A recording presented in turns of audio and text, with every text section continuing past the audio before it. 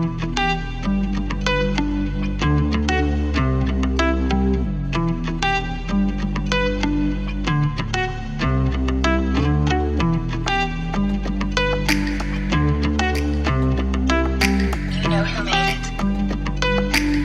and welcome to Art Tips, the hub where we look at art tips and programming tips every day. If you're new here, please like and subscribe. You share the other videos in this channel on your journey to learning R.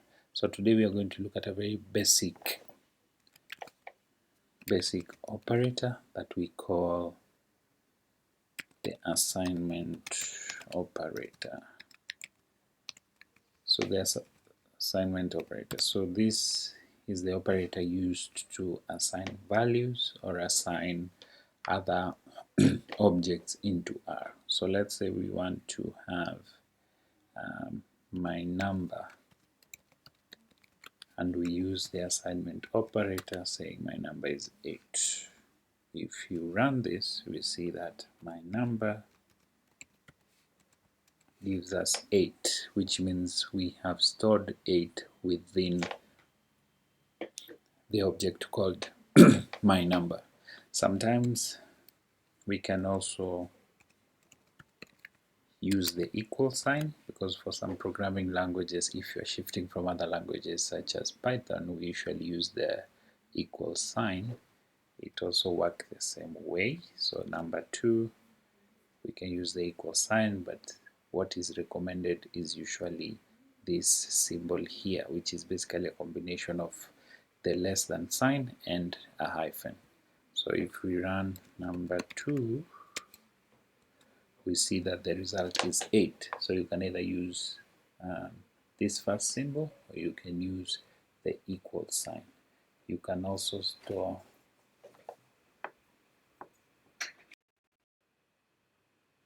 we can also use instances where we are adding two values. Let's say number 3 equals to 8 plus 3. When we run this and then we look for number 3, we see that the result is 11, which is also possible to see how you can combine two values. We can also create a new one, let's say xt, and then we say xt is number 2 plus number 3. When we run this and then we check what xt has, we see that it's 19, which is basically adding the two objects, number 2 and number 3. So sometimes, what if we flip the operator? Does it still work? So let's say we are assigning 8 into an object that we are calling, let's say BET. If we run this and then we check what BET is, we see that it still works and has assigned the number 8 within the object we're calling BET.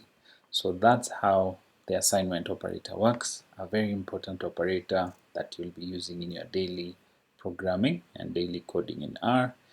Don't forget how to use it. Always use this variation. Sometimes if you want to write quick code and you have no time to beautify your code, you can use the equal sign. Thank you very much, and bye bye for now. Like, share and subscribe this video.